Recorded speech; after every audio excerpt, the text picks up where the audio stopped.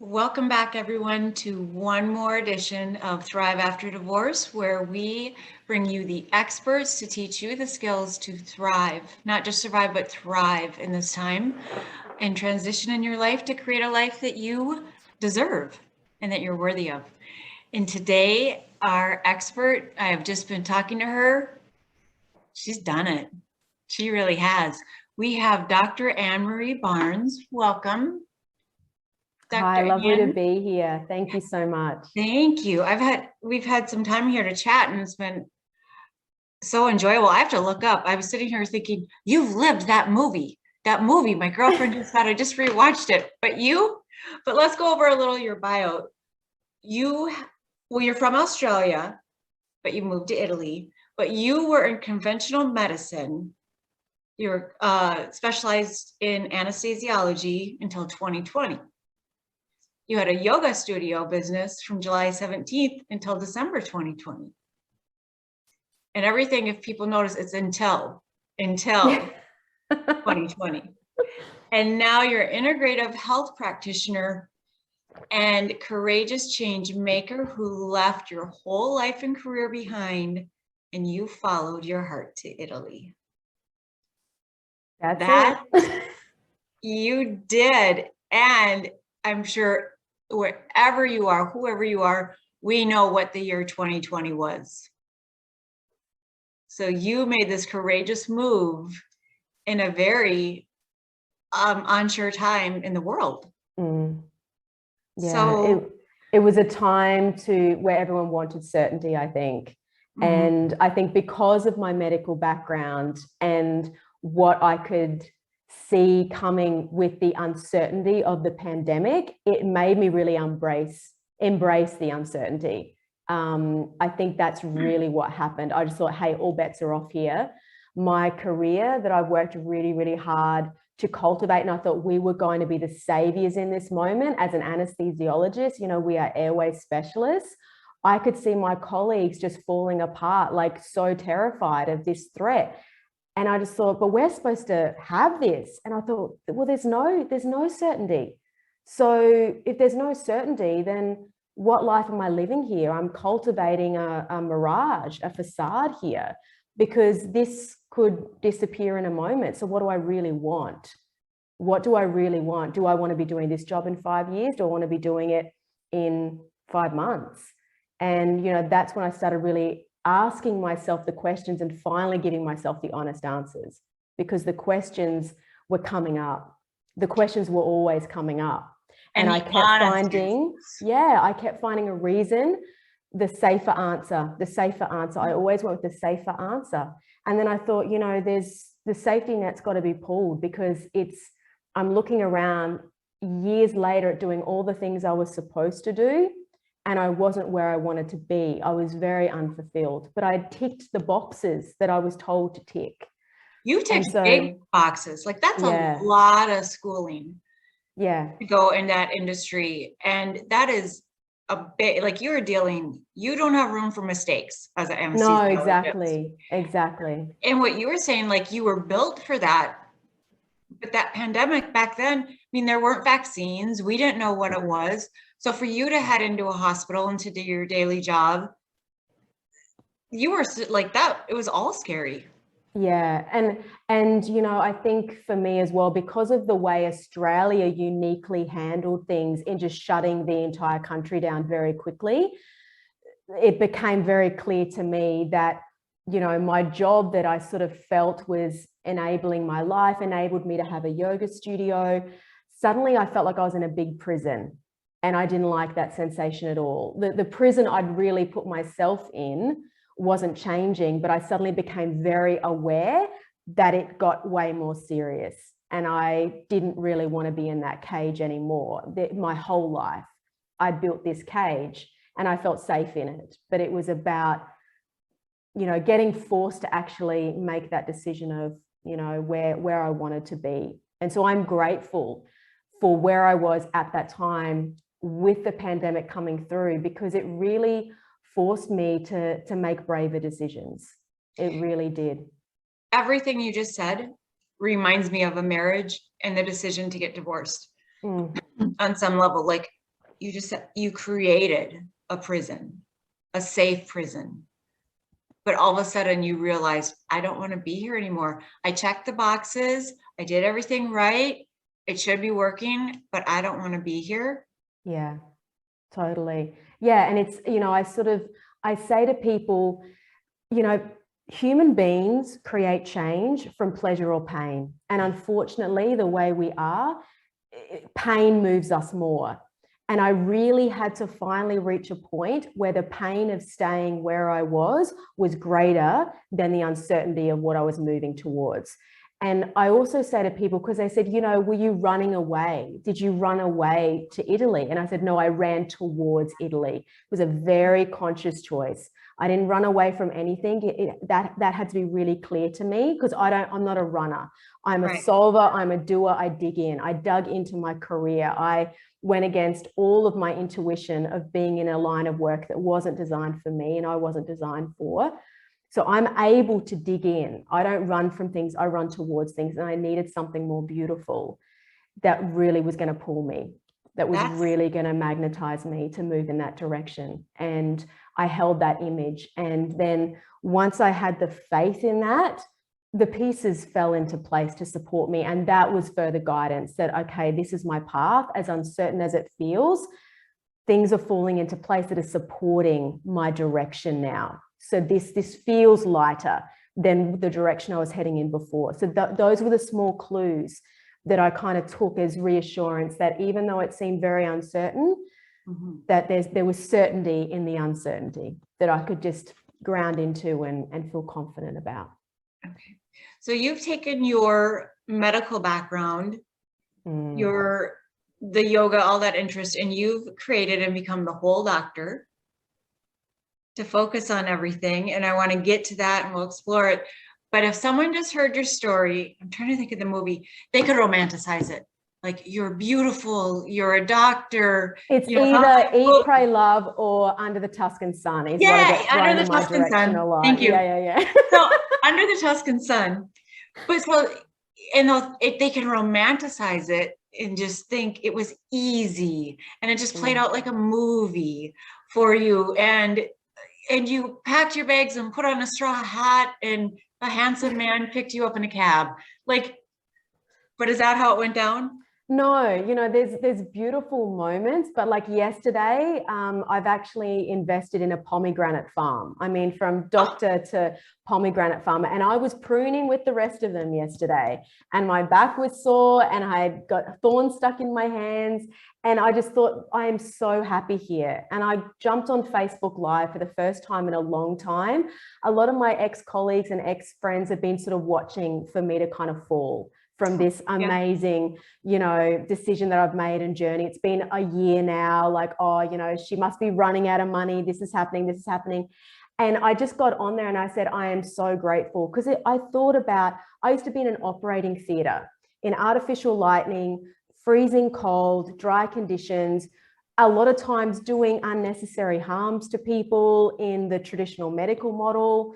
And I just preferred to be outside. I was outside in the sunshine, breathing fresh air with beautiful people that were volunteering their time with me to just create this whole new dream with this amazing fruit that's a symbol of femininity and fertility. And I just thought, this is a beautiful moment. But then today I'm dealing with the realities of bureaucracy and the banking issues and language barriers. And it's just like, it's okay, because I would still choose this every day because it's on my terms.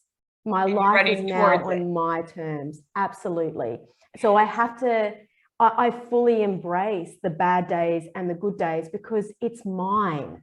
It's my grand mess. In Italy, we talk about a casino as like a big mess. And I love it. I love that it's all my mess now. And I get to face it every day on my terms.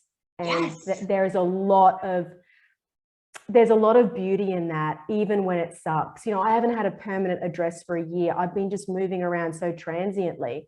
And part of that's been beautiful, but now I have one house that I'm staying in for 6 months. And so my dogs can arrive to Australia, and I'm putting roots down, but I've had the most beautiful year despite it potentially not being a beautiful year. And it's And how not all hard to been hear easy. globally. Like Absolutely. it hasn't been a Absolutely. friendly. So I have to compare it to, for people listening, divorce is final.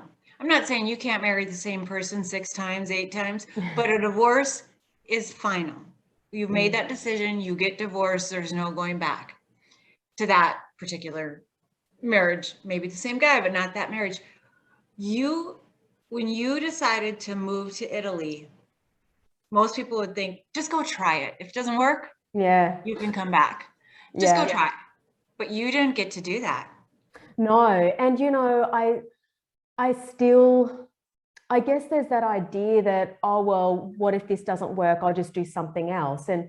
But I want to make it work here. I'm willing to dig in and do what's necessary here, because the sensation of being here, the beauty and just the abundance that I now feel in my life is worth the challenge. Whereas before, I just felt like I was a rat on a wheel and it wasn't even my wheel, you know, but I was doing what I was sort of supposed to do. So I want to make this work. I want to pivot. I want the challenges. I thrive on challenges, and I love that they're more interesting. They're more creative. They're connecting me with people. They're forcing me to open and surrender in ways and be vulnerable in ways that I didn't in my previous life. You know, I was all about control. And the challenge of it makes you peel those layers off. And, you know, I can see divorce has that vulnerability factor in it as well. You have to really step into that vulnerability to emerge out the other side. And you will be different, but it's not a bad thing. You know, when I was learning meditation, I became a meditation teacher. One of the best things I always remembered was there's an idea in Vedic philosophy, and it's that the only thing certain in life is change. And that's quite scary to people. Like nothing ever stays the same. There's always change. But in Vedic philosophy, all change is progressive change. It's all for evolution. Even if it feels stuck and sticky and awful and difficult, there is a beautiful evolution on the other side of that. And I really hang my hat on that on darker days and when it's more challenging. I'm like, there is something even more beautiful on the other side of this. And there always is. There always is. It's just the timeline. It's just going, it might not be tomorrow. It might be a week. It might be a month. Surrender the timeline. Trust. There is beauty that will come from this. And having that faith in yourself and in the universe, you know, that your best interests, your best life is really available to you. It's just making those daily choices. And the one part that you told me, but you didn't mention here, for anyone listening that's had a spouse say, if you leave, I will never take you back. Like if you walk out that door, it's for good.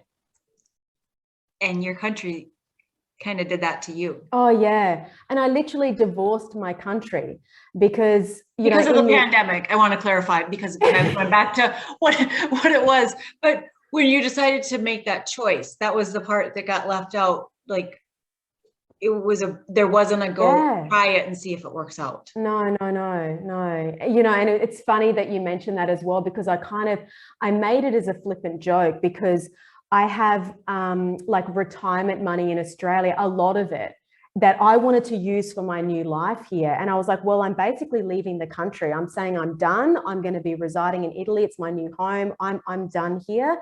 I've sold everything, cut all ties, so I can get my retirement money, right? And it's just like, no. And it just has to sit there. And I have no access to it for at least 15 more years. They won't let it leave the country. It's just, it's part of the law there. You cannot access it. And it's a significant amount of money that would really create a completely different life for me here. And I only found this out literally a few weeks before I was leaving, but I was in such a momentum of leaving. I was like, okay, well, that's it then. This has been a really expensive divorce. Thank you, Australia. And I'll get on with my life. Yeah. Wow. And it's ironic, you know, it's just taxes I've paid, you know, what I've paid to participate in society, you know, and to sort of save, and it's just sits there. And then I don't even get to put it into different funds. It just sits there. The government invests it how they want. it'll be whittled down to less and less and less as the years go by. And I just literally had to part with it. And it just was this beautiful moment of going, well, okay, that was an expensive divorce and that's okay. I'm still here. I'm intact. I have a whole life ahead of me. And I just left it. I just left it with a blessing. I just said, it's not mine. It was never mine to begin with. Okay. So now, I don't know. We talked about this before we started recording. You sold everything. You got down to 2 suitcases. Then you find out, you probably thought there'll be a money conversion. Maybe, I don't know if you would have made some or lost some. No, the Australian dollar and euro is terrible. Like every time I convert money, I'm like, oh. To find out you don't get to take your money. No, but this is the funny thing. When I was a doctor, like I was earning great money. Anesthesiologists in Australia earn really good money. Yeah. And I funneled my money for 2 years into a yoga studio because I didn't respect how I was making the money. I really didn't. I wasn't really proud of my profession. I didn't belong as a traditional medical doctor because I saw it as an illness model, and I always wanted to work in health. Since I was a little girl, I wanted to help people. I wanted to work in health.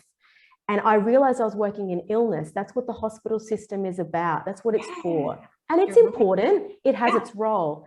But that's not where my heart lies and my soul's purpose lies.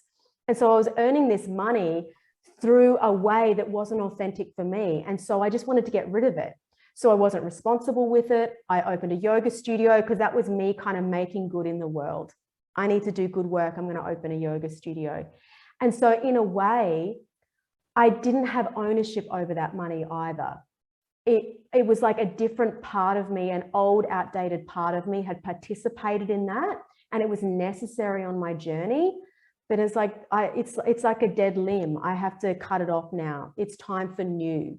And that's been a really interesting shift in my abundance mentality and my relationship with money and my ability and how I earn it. And it's actually been really, really beautiful, but incredibly challenging on a personal growth kind of trajectory, because I think it's an issue, particularly for a lot of women. We come from really ugly history where women were so disempowered around their finances and ownership, and we were treated as sort of chattels. And so I think there's a lot of generational wounding through many, many women's lineages of having problems with money and that sense of feeling that self-worth around having money in abundance. So a lot of that is my own healing journey as well. And I think a lot of women, we share that. We have a lot of work to do around our ownership of our own abundance as women. So, it's just it's grist for the mill, as Ram Dass would say. It's just more work to do to, delve deeper into that personal journey work and that self-development and moving into your best life. Do you think, because you said you found out about the finances about 3 weeks before you were leaving, had you known that in the beginning phases when you were contemplating this big move, and then you're like, oh, wow, if I sell all this and quit my job, I don't need to take this. Do you think you would have made the same decision? That's a great question. Because you didn't know what you know now, and you didn't have but when you were weighing it out, if someone would have said, wait, before you quit your job at the hospital and before you sell everything down to 2 suitcases, you need to know. Yeah. Well, honestly, I think by the stage I found out, I was so far down the road, there was no going back. Right. So if you would have found out though in the beginning stage, when you were making the decision. Because that was my decision originally. Italy was a 5-year plan. I returned from Italy in 2019 after a holiday, and I'm like, right, 5-year plan. I want to be running yoga retreats in Italy and at least transitioning my life over there. I'm going to be really smart with my finances. I can save, I can be really clever, and then I'm going to retire. And you can live very affordably in southern Italy in particular. It's very cheap to live here. And I was like, this is a doable 5-year plan.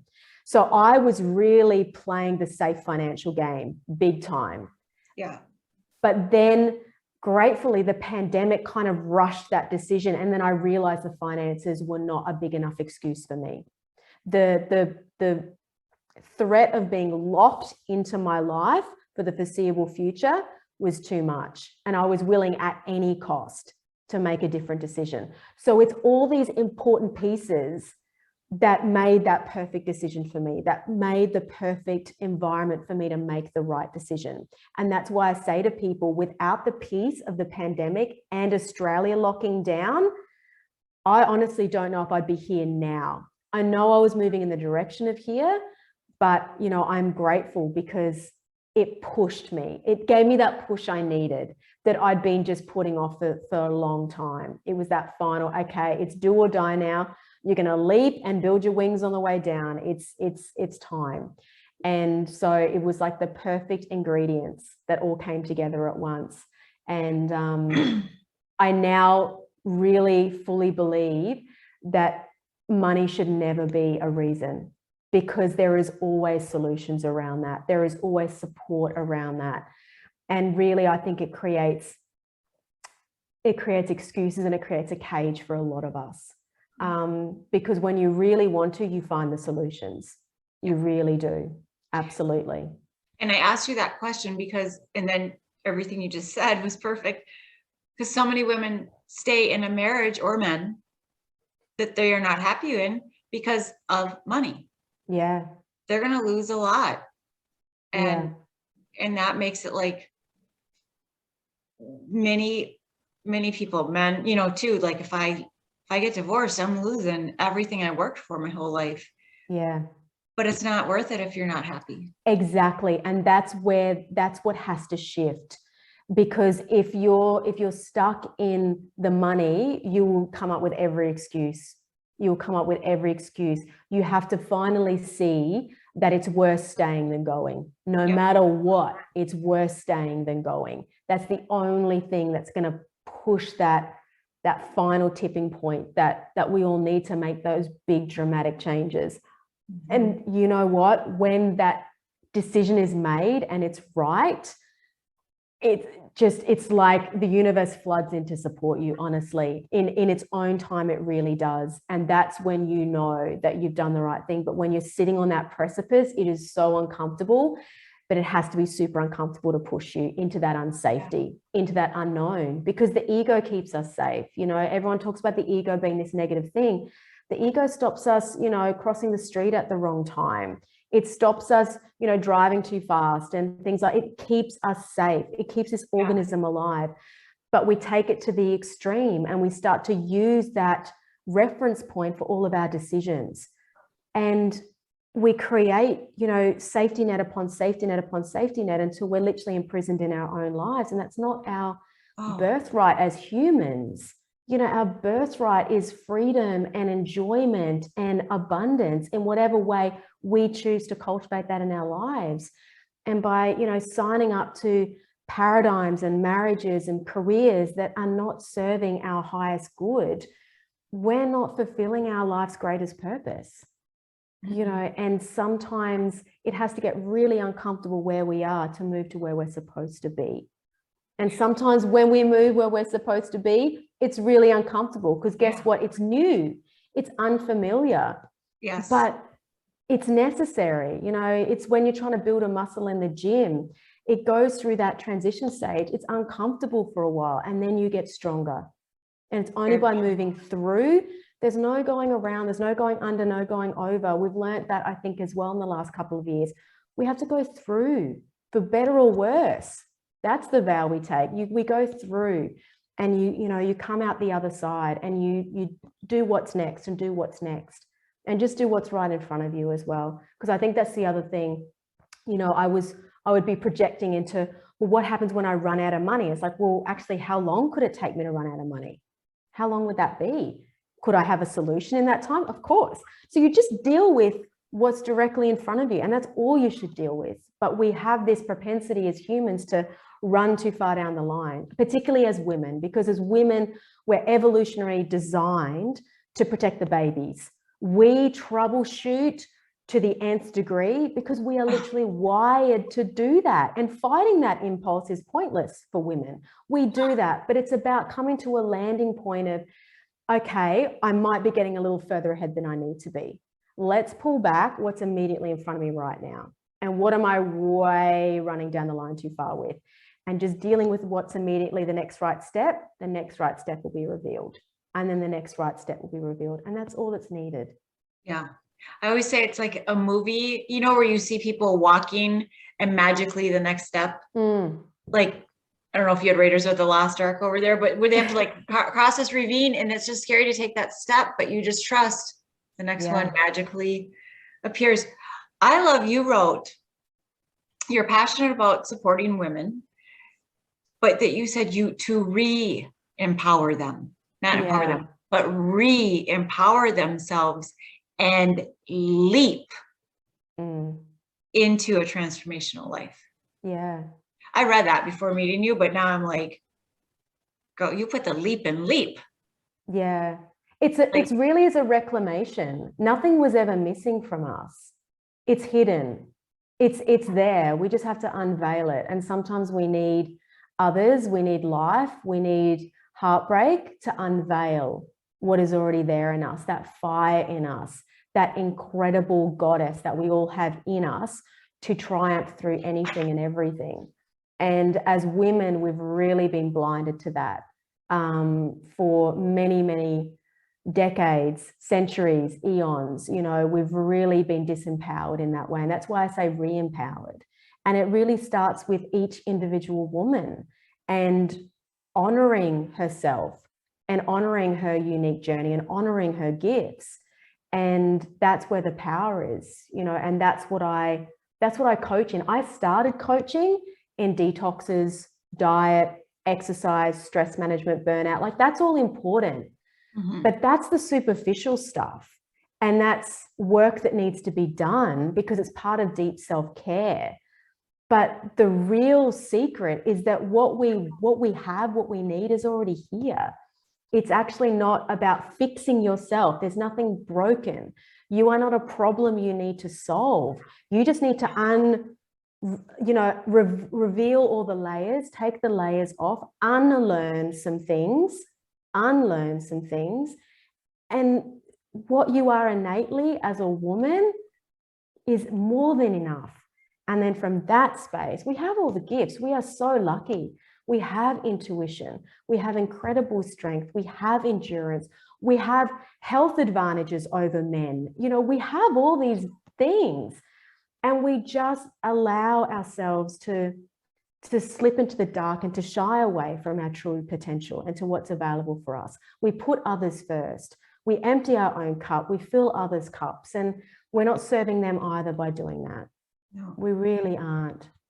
So when the title of this interview is From Burnt Out to Lit Up with the whole doctor, with you advising. But so, well, first I go back to when we were talking about safety nets. I actually had this vision of someone laying on a beautiful beach with like a fisherman net, like as a safety net. But after we layer those safety nets on top of each other and on top, you're just trapped. Yeah. Like how they catch the sea animals, you know, in a net, like they're heavy, they're wet, and you're just laying there in this wet sand, trapped in these heavy nets that we're supposed to be to save you.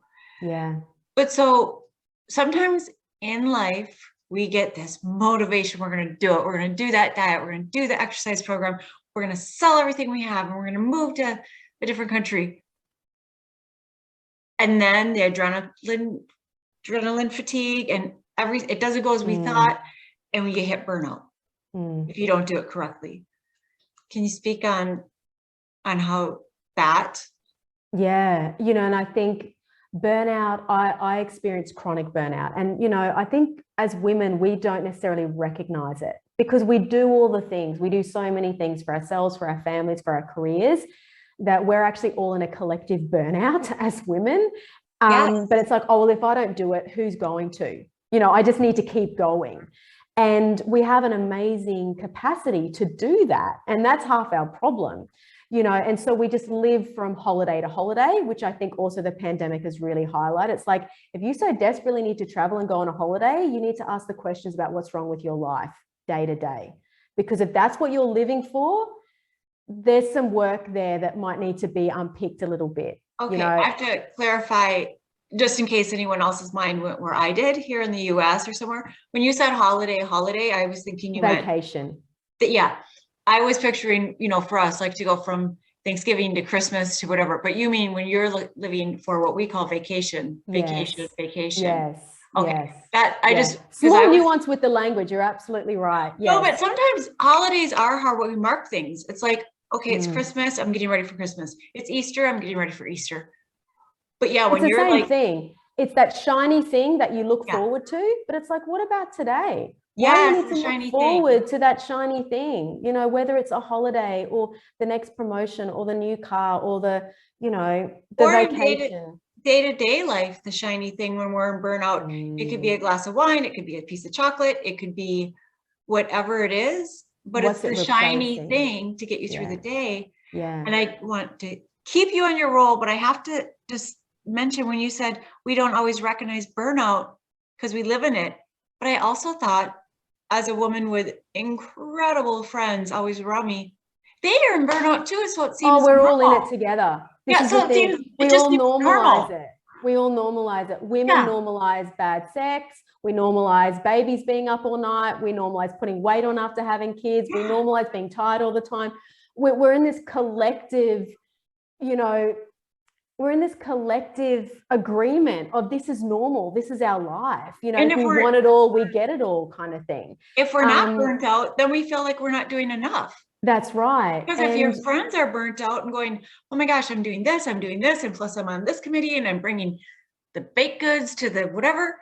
And if you are sitting there like, I'm kind of cool and chillaxed and yeah, getting a massage on Saturday, then you feel you're not doing enough. yeah. Or But there's so many reasons why women have this propensity for burnout, even more so than men, because we are biologically, hormonally very, very different creatures. And we have had to literally, it's like taking a fish and making it live on land, what we have to do in modern life. We are really not designed for a lot of scheduling, for a lot of, the 24-hour clock. We are hormonal creatures that have a lunar 28-day cycle. Women flow this way. Men have 24-hour cycles. And we are literally trying to mold our physiology, our emotional selves, into these constructs that really aren't ours. They never were. It's really a world designed for men. And I'm not being a radical feminist about this. This is biology. Yeah, no. And we're amazing survivors and we can adapt, but it's not serving us. And that's where the burnout fuels from. We have to work when we're menstruating. We don't get to take time off work. Women should. In ancient cultures of women were allowed to be in a tent supporting each other, getting, fed and looked after when you were bleeding every month. You weren't having to show up at work, right? And you're exhausted. Absolutely. And we were raising kids in community. Yeah. There was multiple mothers looking after the same children. Mm-hmm. Now women are in their isolated homes doing it all, plus having the career, plus supposed to be, these amazing goddesses for their husbands, amazing cooks in the kitchen, the perfect mums. No wonder we're burnt out. And it's because we're actually disconnected from our true gifts, our true fire, our true energy as women, because our day-to-day life demands that of us. It demands us to disconnect. It demands us to not trust our intuition, because if our intuition says, today I really need to look after myself, go for a walk, spend time in nature, but society's telling you have a job to go to and you have to be there from 9 to 5 and sit in a cubicle, and then you have to go and prepare dinner for your kids, we're not serving ourselves. And then, the wheels really do fall off. We need to find that balance of a society that is supporting women to be women. And really society is supporting us to be men. Now, what about for anyone that's listening that is thinking, I was a stay-at-home mom for 20 years. I had a pretty good life. And they might not recognize the burnout, even the burnout of not being appreciated. Yeah. Yeah, absolutely. Of serving and serving and serving and not being noticed. Burnout presents in a deep acknowledgement of not feeling fulfilled in your life, in whatever way that is, not being seen in your life, not being expressed in your life. That leads to burnout, because as women, we want to take care of everybody around us. We want to feel that sense of fulfillment. We're incredibly creative beings. Our currency is love and pleasure. And when those things are not present in your life, that's burnout. You know, it's an energy exchange. That's our battery system. You know, and all the money and the security and all the rest of it, yes, it ticks some boxes, but it doesn't actually fuel that source in us that we really, really need, that really serves us and keeps us running beautifully in our lives. I'm having an aha moment, because you hear so often, and I never know, like in your countries or different, but people warn you, you don't want to burn out, you know, like, or pace yourself, you don't want to burn out. But you're right, when you're doing something you love, you don't burn out. Like, I could see right now, if you were like, I get up at 5, I go out on the farm with the pomegranates, I've got thorns in my hands, I'm sunburned, I'm doing this, all this, and I love it. And just like a woman could be like, I went from a beautiful house where I was miserable to my own little trailer. That was all mine. It was all mine. I make the decisions. I have everything. And I feel free. I'm out of my cage and I love it. I don't feel burnt. Like when you're like, this big house burns me out. Because that's type of it's feeling. like, who's the big house for? Who is it for? It's this whole thing, keeping up with the Joneses and what's expected of us. And we don't want to look like failures as women, you know, and if that's what the measuring stick is that society has given us, you know, a happy husband, happy kids, happy home, the career, no wonder women feel burnt out. Because how can you keep all of those things going and honor yourself at the same time? It's impossible. No, something's got to give. And normally it's the woman. She's the one that limps through this, you know, because it becomes about her kids, you know, and that's a beautiful thing, but it's kind of our Achilles heel. It's our weakest point. It's like, well, I'm doing fine because I'm doing this for my children. It's like, well, wait a minute. They need to see a mom that is owning her life and leaping for her joy and treating her body with sovereignty and respect. And that's what kids need. They don't need to see a mom that's tired and exhausted that goes and flogs herself at a career day in, day out to send them to a fancy school. Kids don't need that model to them. No. Kids need to see fulfilled adults. Sorry? Oh, I was just saying, or the kids can pay in a different price. Like, I'll use myself. I always try to be honest. I have driven back and forth from a dance studio, back and forth, $2, 16 years, but it would lead to resentment.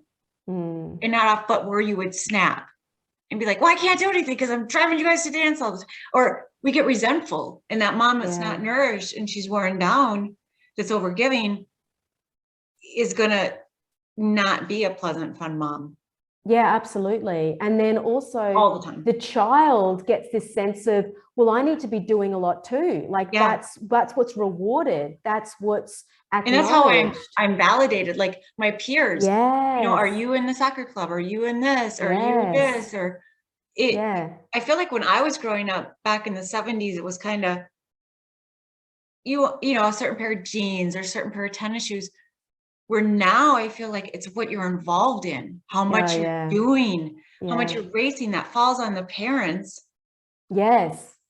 Because if you're not doing what the other 10 parents are doing, you're the bad parent. It's like, wait a minute, do any of these kids really want and need all of this? Is this serving us? You know, no one's willing to stop and have the discussion because it seems everyone else is doing it. So maybe it's the right thing. You know, if everyone's doing it, it must be right. You know, it's that whole kind of, that really old-fashioned thinking that our parents sort of told us, you know, if Johnny jumped over a cliff, would you do it? It's like, no, well, Johnny's doing the wrong thing. Everyone else is standing on the edge of the cliff, you know, watching. No one wants to be Johnny. But it's like someone needs to sort of be Johnny and just say, wait a minute, oh, is this good? Do we all like this? Are the kids enjoying this? You know, and no one wants to ask the question. But you know what I'm thinking is you did pull a Johnny. And earlier you said, no, because it's sad, but I think it's true. When you decide to be that person and step out, you're going to challenge the people around you, their beliefs about themselves. Totally. And how you said, you just checked into Facebook because there are some people that want to see you fail. Yeah. And it has nothing to do with you. Mm. It's to make themselves feel better. Yeah. And And that can so, be a really hard part of transition, you know, particularly with divorce as well, because it's everyone else's viewpoint of your life and your choices and what you're doing. And that can really weigh on you. You know, I lost friends over this. I had colleagues that I thought would be excited for me that literally bullied me for my last month at work because they felt so confronted by my decision. Doctors don't quit. They all wanted to as well, but they didn't have the kahunas to do it. And it's right. like, you know, that's not my stuff. I'm making my choice and living my life. So yeah, it can be really, really challenging to feel like that black sheep, to step out, and that can stop a lot of us doing it. And that's why I sort of say the pain needs to be bigger of not doing it. We really need to all reach that point. And unfortunately for all of us, that takes a different amount of time. That's a different journey for all of us. We all have a different tolerance to being able to sort of sit in stuff and allow our lives to be led by fear. And it's not fear of you're a coward and it's fear. It's just fear of uncertainty. And just acknowledging that from an evolutionary point of view, we are meant to fear uncertainty. It's kept us safe as we've evolved as humans, but we have to move through that psychological barrier in a lot of areas of our life now. That's the only way to have great change. And that psychological barrier of what people think around us, besides just what our own inner fears. Because going back, people are good with you getting to the point they're happy with you being happy. But when you exceed that point, then sometimes, not all, I'm not speaking of all friends or all, but you have to be prepared that if you're going to go for your happiness and get the life you want, you know, there might be things will fall away. Things will fall away. Things will, you know, and I mean, I sold stuff at such a rapid rate before I moved here. And my body, my mind, my consciousness had to go through a process. For the first month I was in Italy, I would be thinking of stuff like, you know, that I could get sent over, or that, you know, if I go back and visit, I can collect that. And I was like, I don't own that anymore. And you think, oh my God, the agony and the time that went into choosing that couch. I don't even own it anymore.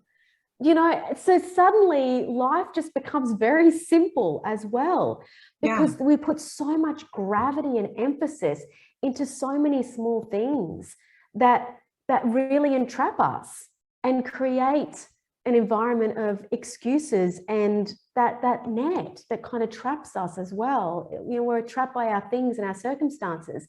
It's all the same stuff.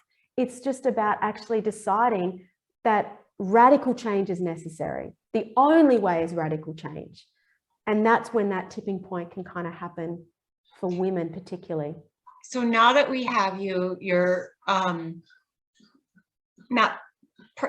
Italy permanently, but you said you're in a space. Well, ironically, I'm not, you know, my heart is here permanently. Technically, I have a visa here that expires in October of this year. Oh.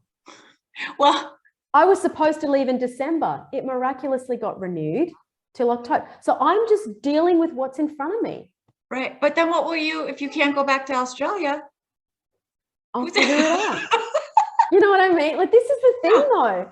You know, when you start to take your life in this way, it gets easier. You suddenly go, well, I've been okay. I was okay for a week. I was okay for a month. Oh, wait, I've been okay for 6 months. You start to suddenly trust that you can actually do life, that life doesn't have to do you. You actually get to do life, and you trust your ability to do that. Who is it? There's someone, a really big speaker, but I know her husband left her after like 35 years. And when she finally came back around, she was like on the Gaia channel. What is her name? Anyway, she was in her dark bedroom for days, and her adult daughters finally came in and said, Mom, we're either taking you to the hospital and checking you in, or you're selling everything and moving to France. It was before the pandemic. You know, it was kind of like the big house, her husband gone. It's like, you are either getting checked into the hospital, or you're just picking up and moving. And she did it. And it opened her life like yours. And but so my question is, you've had the courage to do it. You're like, someone's got to take me, right? I mean, wherever I end up, I'm going to be good. Yeah. But now that you have a clean slate with all these skills, do you think you'll build your life similar in any way as you had it before? Like the couch that you picked out, took so long to pick out. Will you ever, I mean, honestly, that's a true question. Like, do you think you'll ever spend that much time searching for a couch again? Gosh, that's a great question, because in many ways, I would say even more, because when I am next willing to actually buy a couch, that's a really serious decision. I'm I really know. putting some roots down. Mhm. So, but that being said as well, knowing that all of this is so transient, I'll be less concerned about it. And I think that's been a gift that I've learned this year, living in so many different houses with different, kitchen things. And, I've had to adapt in every single place. It's been so different. And it's like, do these things really matter? I think you need some things. You need some items that have meaning to you, but they don't have to be houses full of stuff. Right. They might be a couple of books. It might be a crystal, a candle. For me, it's my dogs. They're actually flying to Italy on Monday from Australia. It's taken a year to get to this point where I'm ready for that to happen. But to me, that's me creating my home here. That's me staking my stake in the ground and saying, this is going to work here. Hell or high water, I can solve everything that comes my way, because this is my destiny. This is where I'm supposed to be. This is where I'm choosing to be. And Now so go ahead. No. No, I was just going to say, so on top of the material things, and even thinking I don't want to purchase a lot because I have to pack it up, move it, how do you feel energetically not having all of that? Compared, you know what I mean? Like, to think, Yeah. I don't want all that again, because you can, not many people get to feel what you're feeling. You are so right. I'm so glad you brought that up, because that is a great measuring stick as well. When you're challenged in making these decisions and shifts, feeling the energy of it, and it really just has to be light or heavy. Just think, okay, is this feeling heavier to me, this path, or lighter? Just get the logic out of it. Don't worry about all the things and that have to happen for that path. If that decision point feels lighter, that's your point. And honestly, when I left Australia, I just felt so free. I wasn't answerable to anybody, at least for a while. Eventually that comes back. You have to re-engage with life, at some point. But that freedom was so sweet, and it fueled me. I felt fearless, like I could do anything. And so there is a beautiful interplay between those things. When life, your circumstances, the stuff is feeling really heavy, it's too much to carry. You don't feel like you have the energy to even move a step. Right. But when you start shifting that and creating that lightness, you're able to move. You're able to breathe again. You're able to shift. And I think that's a really, really valuable point that you make, is that the energy of it is very important. Yeah. And not being tied to things, really allows us to expand into what else. So you have taken the leap. You've shown the courage. You put in the sacrifice. I mean, you did just a year without your dogs. Yeah. You were willing. I mean, it couldn't all be perfect, but you did it. You're in this space. And now tell us what you're creating. What am I creating? So I feel a huge sense of legacy in all the years I put into medicine. And I learn a lot about the good, the bad, the ugly. And I moved into a space of going, okay, Western medicine doesn't have all the answers. It's amazing if you got acute illness, trauma, it's great. But the doctors are really compartmentalized now. We no longer look at the whole human. We don't look at all of the physiology. You have a heart specialist, you have a lung specialist, you have a baby specialist. We can't see us as a unified entity anymore, let alone energetically, emotionally, our soul. So I started learning more about all of that. And I'm now bringing my knowledge as a doctor into that space. And I think where the gap has happened is there's this idea of alternative medicines being very unknown. And what about my diabetes? What about my heart disease? Can I take this herb? And I come from Western medicine, so I've got that knowledge, and I can say, you know what? You can. It's okay. These things work together. Your body knows what it needs to do. We need to support the body. So I'm really lucky that I've been able to kind of straddle both worlds, and I want to be able to empower people that they don't need to always be reliant on a particular model. There is more than one way, and all of those other ways are available to you as well. And then through that space, I've gone more into wanting to help specifically women, because we're the key, we're the change, we're the broken part in a way of everything in this world that needs to shift and change. And so I think if we can get women closer to their potential, then everything else in the world is going to be solved. Because I'm passionate about a lot of things. I'm passionate about sustainability and the environment. I'm going to be growing hemp here in Italy. Like, I'm passionate about so many things, but I'm like, where can I make the biggest shift? And if we can dramatically shift 50% of the population, and that's women, and by shifting the women, we shift the babies, we shift the spouses, we shift the economy, we shift business, we shift the way we're related to this planet and nature. That's where my vision is now. And so I want to be connected with the land. I want to make sure that I'm being a custodian of Mother Earth, because she's our future. She's our past, she's our present, she's our future. And I want to lead women onto a path of healing for themselves, but from themselves, not from, you know, all the gloss outside of the latest fad and the latest this, because the good things work, they're timeless, they always have worked, they always will work. And that's where people need to get back to. But it's slow medicine. And that's the medicine I'm about now. It's the slow medicine, it's the heart medicine, it's energy. It's about really making sure that people are connecting with their truth and with you know, the whole truth of what life can be and should be, you know, and not owning diagnoses and not owning, you know, what someone else is telling you in every corner of your life. That's a very big sort of overarching statement, but really I just want to wake up every day and feel like I'm doing good work in the world for me, for the planet, for other humans. And however that comes to be, it's going to be in lots of different ways. I will never, ever just do one job ever again, ever. I think it's so limiting. And so I will be doing yoga retreats here. I will be planting hemp. I will be developing the pomegranate business and looking at ways that pomegranates can be alternative leathers. And, you know, there's so many things that I'm going to be doing and that I want to do.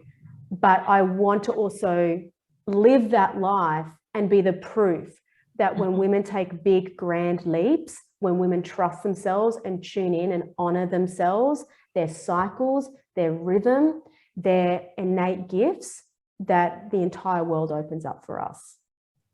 And that's our birthright. Yeah, when women take grand leaps, the world opens up. I know the world opens up. So one thing I really think is great that you said is it's slow medicine. People want instant response. So do. Instant. And one thing that a saying I like is, would you rather have poison that tastes good or medicine that tastes bad?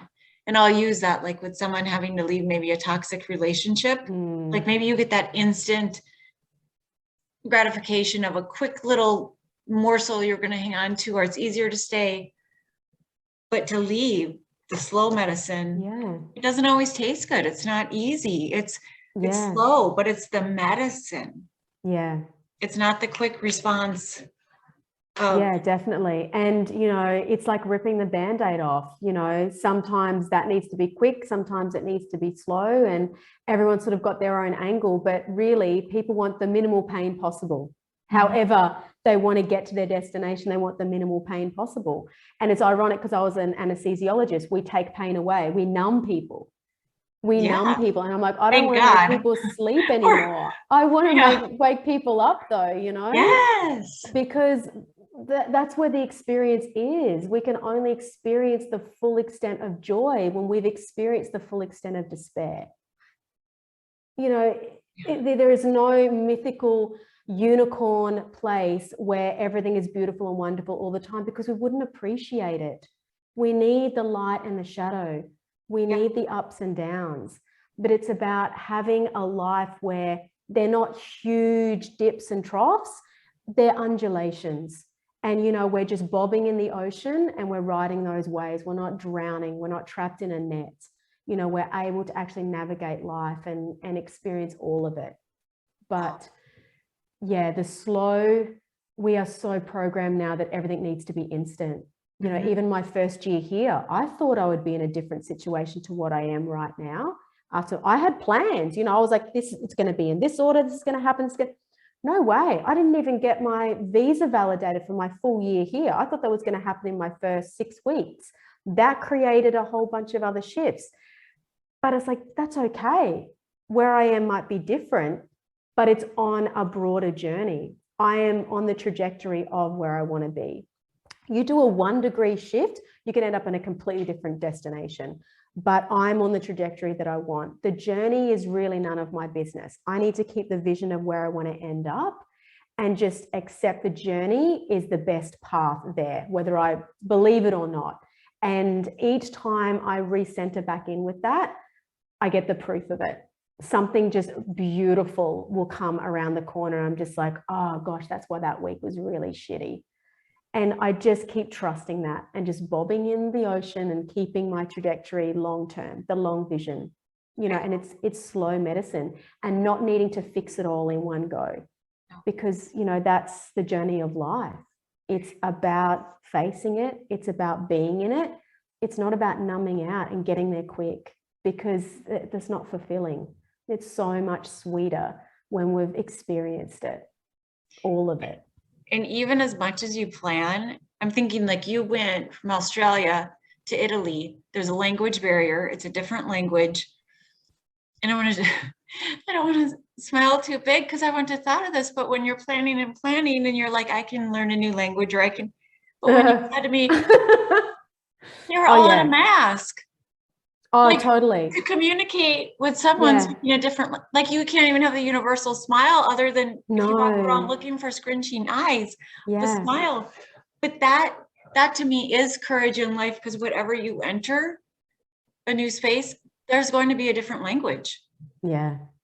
You know, like if it's divorce or if it's a new neighborhood or you just move from one part of the country to the other, it's a different language, but you can plan and plan. You just wouldn't know you'd get there and they're all in masks. Yeah. And one thing that really actually helped me, I'm a huge talker, in case you haven't, you know, gathered that from this time we've spent together, but my voice disappeared. I was no longer able to express myself here. That was my safety place. You know, I've always been able to express myself and my voice was gone. I looked like the dumbest person in the room constantly. And I wasn't used to that. But what it enabled me to do was observe and sit and listen and really see people's emotions and their characteristics and how they were interacting with each other, and experience that rather than thinking the next thing I was going to say or how do I respond. That possibility wasn't there. I literally had to be so present. And there was a beauty in that. There was wisdom that came through in being quiet, and just finally being quiet for a while and just being present, just existing. And that was a beautiful realization, but it was immensely frustrating, you know, as a previous anesthesiologist and doctor, you know, you definitely don't want to look like the stupidest person in the room. And to me, when you're not expressing yourself, you know, in a group environment, are you dumb? Like, why can't you say anything? Why don't you have an opinion about this? But when that language barrier is there, it's just like, well, I can't, you know, I'd love to express an opinion about this, but I'm mute. And, you know, there's a gift in that as well. That's the thing. Even the greatest difficulties, if we kind of are open to it, there is beauty in it. There really is. There's something there for us. There's a nugget of knowledge, of gold in there. It's just, having the time and space and trust to realize that it's there as well, and go, you know, this is serving me somehow. It may not be apparent right now, but this is serving me, and I'm going to learn something from this. Well, I could talk to you all day, and I mean it. Like, I know I could just sit here and go, what are you going to do with the hemp? What are your plans with the pomegranate? Are you going to make lotions, face oils, soaps, So many opportunities, or healing, you know, tinctures? But we have taken up much of your valuable time, and you have served us so much today. But you found your voice, and you're going to be using it in an app. Ah, yes. So tell me about your app you're creating. I can't. So now, because now I'm like, is there merchandise? Is there going to be pomegranate? Or honestly, it's all possible, right? It's all possible. But which I know it's not about that for right now. No, I started a YouTube channel about 2 years ago called The Whole Doctor. Okay. And, you know, I'm an integrative health practitioner. I was coaching. I'm a yoga teacher. There was so many different wellness threads. So I was basically in the wellness space and just doing videos on various topics I was interested in. And I thought, I do have all of this knowledge, but the one-on-one coaching, I found I was just telling women the same sorts of things over and over. But this is really inefficient. And I like efficiency. And I also like having my own time and being able to deliver quality content. And then it was like, well, an app is ideal. This makes sense. And so it's allowing me to put together my knowledge, my expertise in a really packaged way, in specific courses, depending on what women specifically are after. Mm-hmm. You know, if they want a detox, there's a course on my app for a detox. If they want to become a recharged woman from burnt out to lit up, I have a program for that. They can do it anywhere in the world in their own time. So it's enabled me to have a voice that can reach so many more people and really deliver more content as my life evolves, as the knowledge out there evolves, and as my audience evolves. So I'm really excited. I've just had my first program of women come through, and they've all been incredible women. You know, my target group is really women that are running businesses, in their careers, burnt out, family life, all of it. And they just know something's missing. There's this unfulfillment piece there. And it's just taking them back to themselves. And they think it's through diet and exercise and stress management. And it is. But I give them so much more underneath that they're not really expecting. And I think because I've done all this work for myself, I'm able to actually utilize and synergize all of it into something that's really translatable for women, that they can actually put these things in place, because I've walked it. I'm still walking it. And I do say that, you know, I'm not done. I will continue to do this. I will continue to be a master self-experimenter, because that's how we learn. And from my journey, I want to use that to really serve women and other people to make sure that they're living their best life as well. So yeah, The Whole Doctor, I really feel I'm owning that name now. When I first created the channel, I felt a little bit uncertain because I didn't really want to wear my doctor hat. I didn't really feel like my profession had all the answers. So I didn't want to own that title. And I really feel like I am the whole doctor now. I've really owned my history. I've owned my experience, and I'm transmuting it. I'm alchemizing it into a whole new way that is just so much more empowering for those that I serve. So yeah, that's the path forward. Well, we're going to have everything listed in the show notes, your YouTube, your app. Is it the app called The Whole Doctor? Yeah. So my one question though, when you said there's the detox, is that emotional, mental, or is it physical, diet? Or is it a combo? It's a functional medicine detox, and it delves into the mental, emotional, energetic body as well in some really interesting, unexpected ways. But it's really a program that you follow a regime to detox the liver predominantly over 7 or 21 days. But so much inner work comes up that people aren't expecting. They're like, oh yeah, I need a detox, I need to clean out, I need to cleanse. You're like, oh yeah, let's get you cleansed. And it's energetic, behavioral. There's so much in it. It's really, really powerful stuff. I can't wait to check it out. And you know what? I'm sitting here giggling because I'm thinking, you're saying all this and how you love it and you've been working and everything's coming. And I know, I'm like, and she's got thorns in her fingers. Oh no, like, I just got a couple I of pulled them up, stabs but a couple like yesterday. cuts, like of a sign of your new life. Like Oh it's yeah. a fun thing where you're like, I'm doing new things. I'm doing everything. Yeah, I was And harvesting grapes last year. Like, I never thought I would be lifting crates of grapes and standing in a vineyard, and the experiences I've had. And most people are like, oh well, but don't doctors study to not do those things? I'm like, some of them, but not this one. That it's just not. I want to be out in the land, and what a privilege to be connecting with nature in that way, and providing food, providing nourishment for people, seeing where it comes from, honoring the people that are growing our food. We've lost that. Farmers are some of the most underpaid, disadvantaged people on the planet right now, and they're feeding us. yeah, and they're doctors. I mean, in a way that they're growing, they're nourishing, they're providing, they're making things grow, and that's right. And the doctors are dealing with illness. Yeah. In medical school, I didn't learn about nutrition. We don't learn about health. We learn about illness. We learn about pathology. There's plenty of that to learn. There's enough.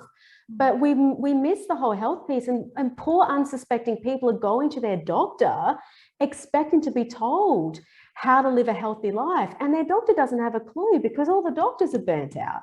All the doctors are eating badly. All the doctors are on antidepressants. Who are they to say? Right. The broken system is trying to fix people. And that's why I say to people, it's health. Learn about health. Learn about your body. Learn about its natural state. Don't worry about the disease path. If you need the hospital, it will be there. Deal with what you can deal with. Put yourself in the best state you can. The best hands you can be in are your own, with the right knowledge. That's re-empowering. That's re-empowering people. I love it. Thank you so much, Lisa. Cool. You are amazing. This has been really fun. It has been a pleasure. And yeah, thank you so much. You're doing a really, really powerful thing as well. So I'm so happy and privileged to be able to share my voice on your platform, because I think that, the work that you're doing in the world is really, really important. So thank you for reaching the audience that you reach, because it allows people like me as well to share our message, and you creating that container. It's amazing and wonderful. So thank you so much for the opportunity and what you're doing. Thank you. And I hope I'm going to be watching you in the app world and checking out your app. And keep my eyes out for pomegranate ice cream. It's coming. Something. It's coming. All right. Thank you. It was a pleasure. My pleasure.